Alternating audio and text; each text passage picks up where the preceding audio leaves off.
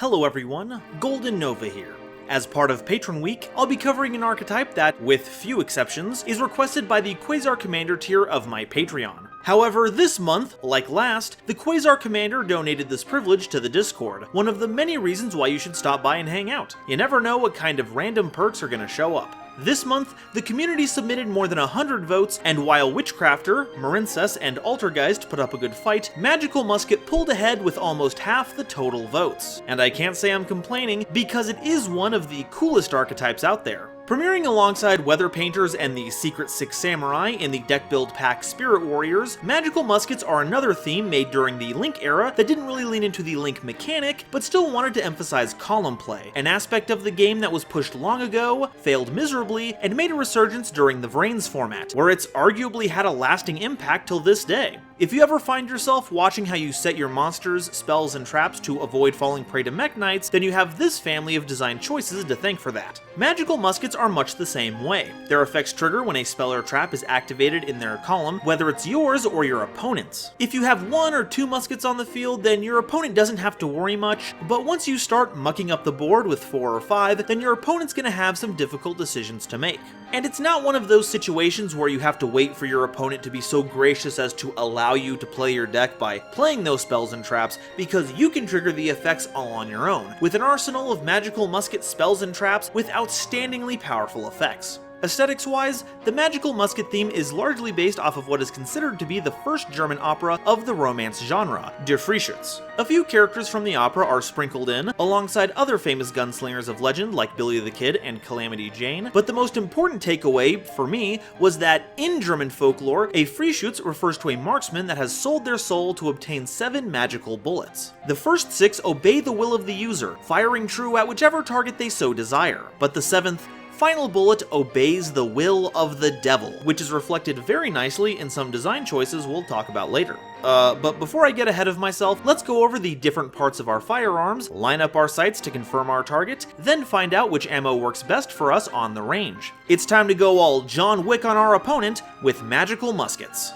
But before we continue, a quick reminder to please like and subscribe if you've enjoyed my content so far. We've blasted past the previous goal of 5,000 subscribers by the end of the year, but like one of the most powerful Utopia cards, I'm going all in.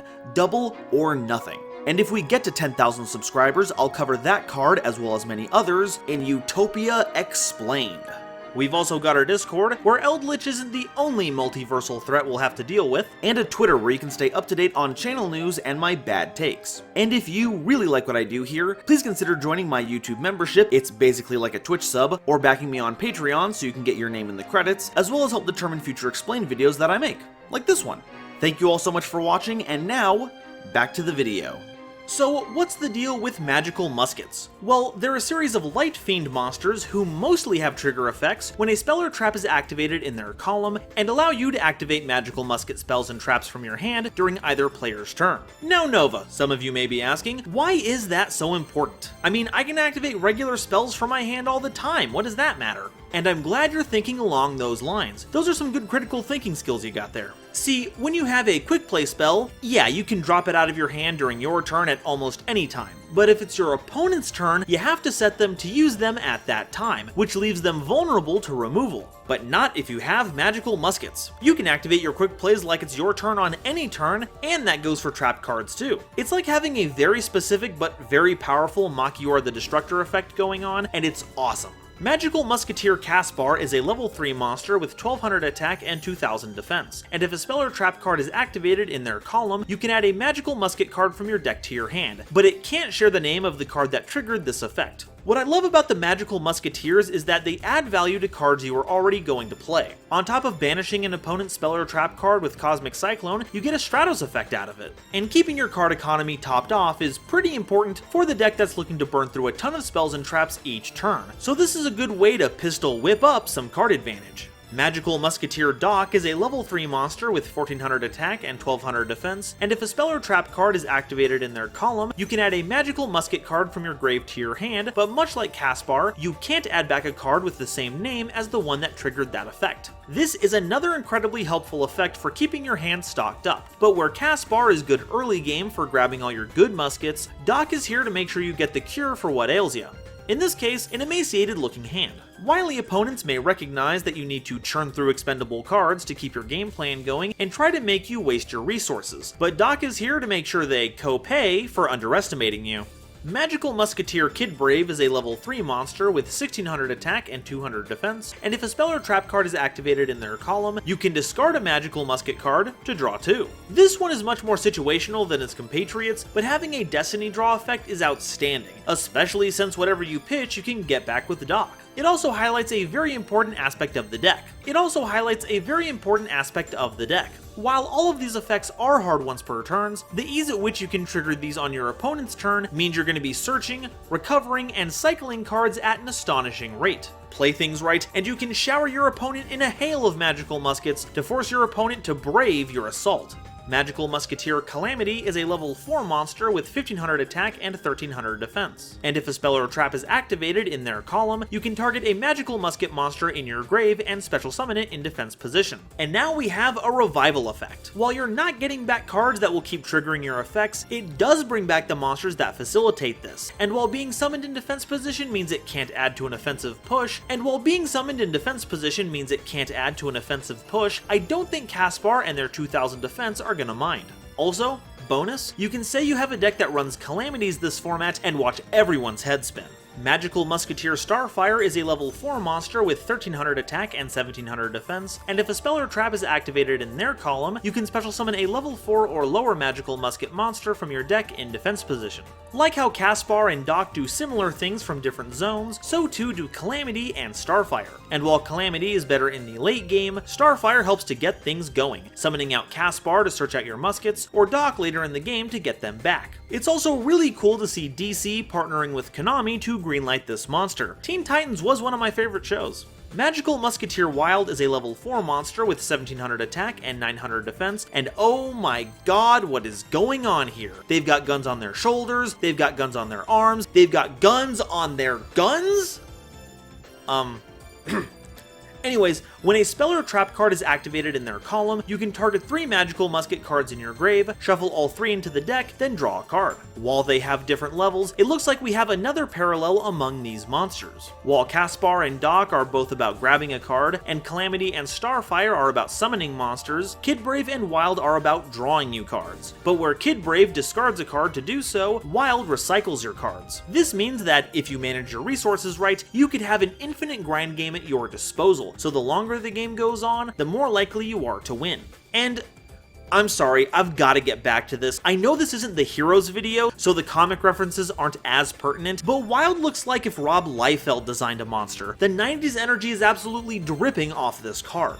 Magical Musket Mastermind Zachiel is a level 8 monster with 2500 attack and defense, and you can tribute summon them face up by tributing a single Magical Musket monster. And while they retain the ability to activate Magical Musket spells and traps during either player's turn, they do not have an effect that triggers when a spell or trap card is activated in their column. Instead, Zachiel becomes a Spellbook of Judgment type card. During your opponent's end phase, you can draw cards equal to the amount of Magical Musket spells and traps you activated while they were face up on the field. So for every musket you activate on your opponent's turn, you get all the value you want from your other musketeers, and then double dip with Zachiel to just draw you a fistful of new cards. The fact that it only counts during your opponent's turn kinda blows, but is still pretty strong in a number of ways. If it goes unanswered, then you're messing with your opponent a whole lot while still netting card advantage, and if they use their resources to get rid of Zachiel, then they're getting rid of a body that doesn't really drive your main game plan. It's a lose-lose situation for your opponent, which is just the kind of scheming I would expect from this mega mastermind. We do have one monster remaining, and a Link one at that, but it's less of a boss monster and more of an engine piece that lives in your extra deck. It's also the main reason why you'll want a blind second in all your games. Presenting Magical Musketeer Max. They're a Link 1 monster with 1000 attack, requiring any level 8 or lower Magical Musket monster as material. Oddly enough, that encompasses all the other Magical Muskets, so if they didn't want you to use other copies of Max, they could have just said a non-Link Magical Musket monster, kinda like how Dark Infant at Ignister is worded. So maybe keep a lookout for other high-level Magical Muskets, maybe even extra deck ones, in the future. Anyway, what makes this card so special is that, if Link summoned, you can either add Magical Musket spells and traps with different names from your deck to your hand, up to the number of monsters your opponent controls, or special summon Magical Musket monsters from your deck with different names, up to the number of spells and traps your opponent controls. It's also similar to Zachiel insofar as they keep the ability to activate magical musket spells and traps on any turn, but doesn't have an effect that activates when a spell or trap is activated in their column.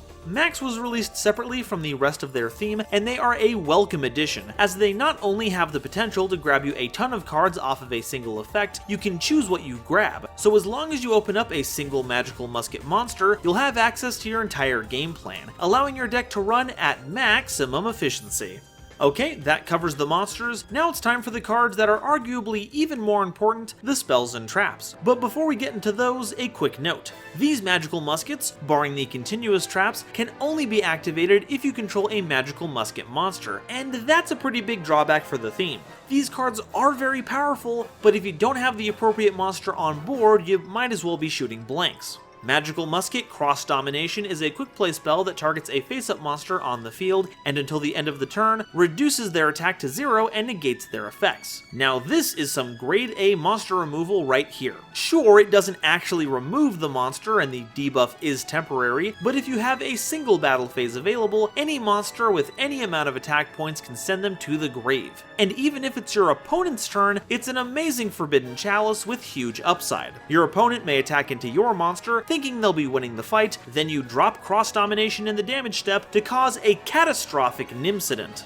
Magical Musket Steady Hands is a quick play spell that mirrors Cross Domination. Where that card zeroes out an opponent's monster, Steady Hands makes the attack and defense of a target magical musket monster you control double its original attack and defense, though it does prevent that monster from attacking directly that turn. This is another important card for controlling the battle phase, especially with the stats of some of our magical musketeers. However, while Caspar can only grow to a modest 2400, Calamity can get to 3000 attack, and Zachiel can make the 5000 attack bar. And while you can't attack directly, this means Steady Hands pairs very well with Cross Domination, because it's not technically attacking directly if a monster has 0 attack. My only complaint here is that Doc has a vial in his mouth when they're about to take the shot. That has got to be some kind of violation of medical statutes. Magical Musket Dancing Needle is a normal trap that targets up to 3 cards in your opponent's grave and banishes them. It's certainly more of a utility card, not as flashy as some of our other muskets, but it's still undoubtedly useful in key situations. There is a reason why DD Crow sees play from time to time, and that card still shines despite always resolving as a -1, hoping that the card advantage that you have to eat will prevent your opponent from following through on their game plan. And while Dancing Needle reads much the same way, just that it hits more cards, the nature of magical muskets means that you can activate it in a column with one of your monsters and recoup the lost card economy immediately.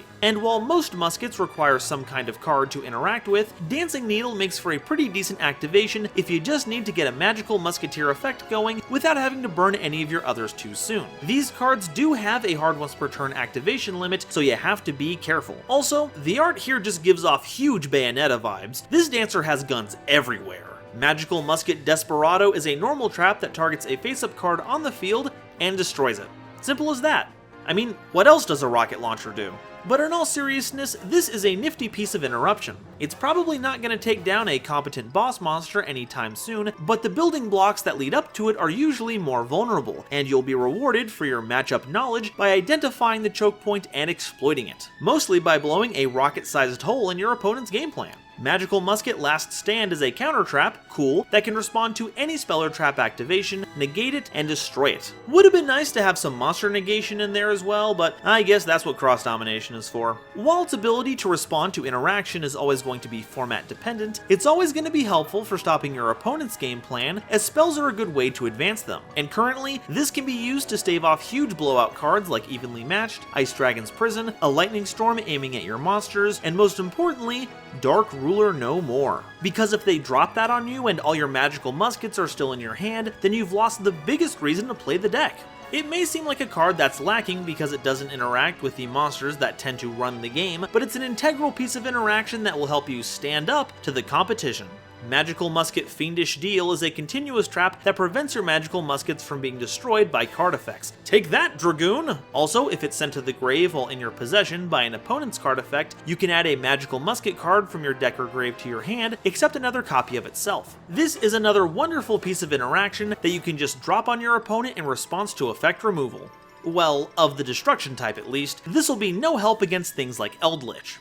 The utility of this card will also be format dependent. If decks have access to easy to use non-destruction removal, then it's next to useless, but will keep your opponent from stripping your field whenever those answers are more restricted. Also, just wanted to point this out, this card has a hard once per turn activation limit like the rest of the magical muskets, but it doesn't have any effect that resolves on activation. What's the fiendish deal with that? Our last card is Magical Musket Crooked Crown. It's a continuous trap that you can only control one of, and during any main phase, you can special summon a Magical Musket monster from your hand. Then, if your opponent's main monster zone in the same column as the summoned Magical Musket is unoccupied, it can't be used until the end of that turn. So if your hand is clogged with monsters, or if you want to immediately deploy a monster you grabbed from Caspar or Dock, this is how you can do it. But now might be a good time to highlight the downside of our two continuous trap Magical Muskets. It effectively jams the zone it's stuck in. You can't exactly activate a spell or trap in a column that's already occupied. So you can either activate it in a column with no musketeer in it for no extra value, or get that value, but it's not going to be activating again anytime soon.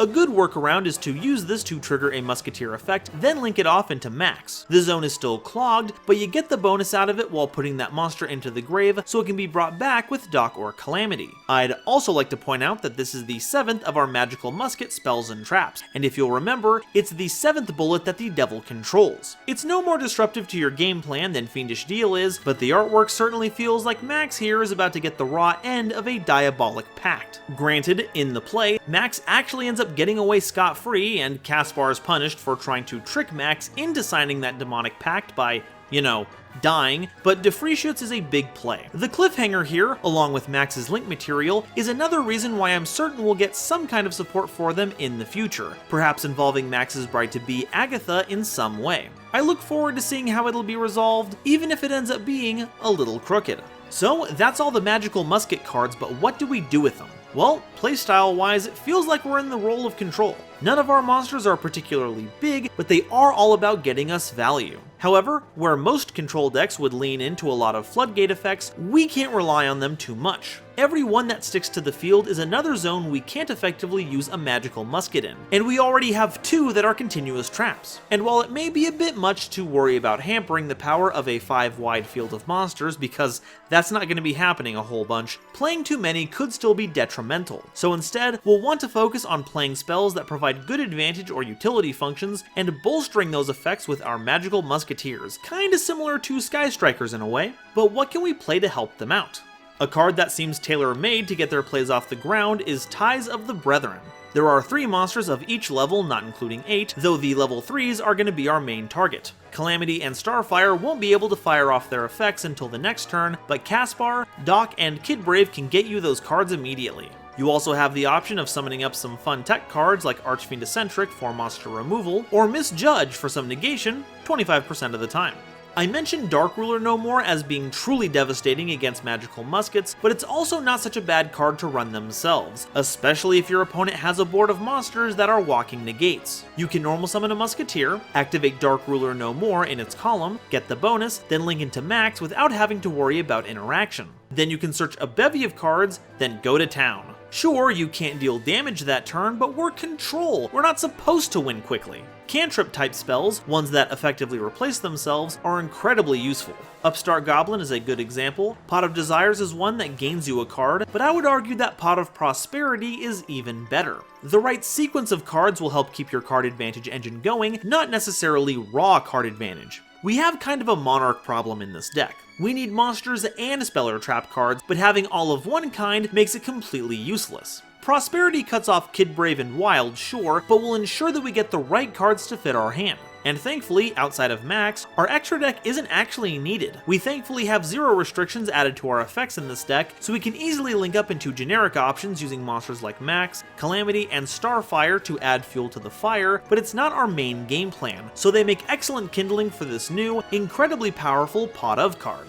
As for a silly tech pick, Subterror Final Battle. Yeah, it's out there, but give me a moment and let me try to convince you.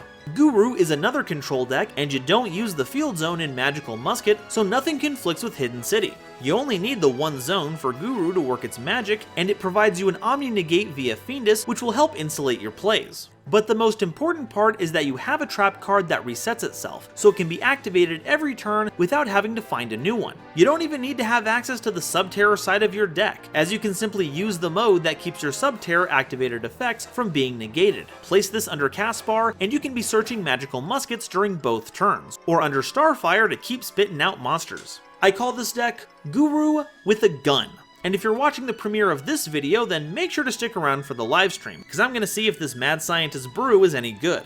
And that's all I have to say about magical muskets. It's a very interesting control deck that's unfortunately bogged down by having little to no protection for its monsters, especially in the current format, but I think it appeals to people who are looking to clean up against opponents who haven't really mastered column awareness. Even with clogged zones, you can still end up benefiting from the same kind of misplays that fall victim to a fully resolved infinite impermanence. I admit, it's frustrating when it happens to you, but seeing your opponent fall for it is a gun barrel of laughs. But now, I want to hear what you all have to say. Do you think that magical muskets are fully loaded, or have they not matured out of their young revolver ocelot phase? Let me know in the comments, and if you haven't already, please make sure to like, subscribe, and share this video around. It really does a lot to help me out. I'd also like to take this time to thank my lovely patrons, including this month's illustrious Quasar Commander, J. Yuri Boy, as well as Nebula Navigators, the Wizard Moose, and the Fresh Prince of Conair, our Cosmic Crusaders, Chaz Ghost, Colin Todd, Panda PLS, Legendary Raven, and Shep Shao Shep, as well as the lovely Starlight Explorers you see on screen now. If you like what you saw and want to fund the future of this channel, please consider joining as a YouTube member. It's basically like a Twitch sub, or supporting me on Patreon, all of which come with some pretty sweet perks. And if you want to see another deck that revolves around magical guns, make sure to check out this video I did all about Magic-y. Thank you all so much for watching, and I'll see you next time. Bye bye.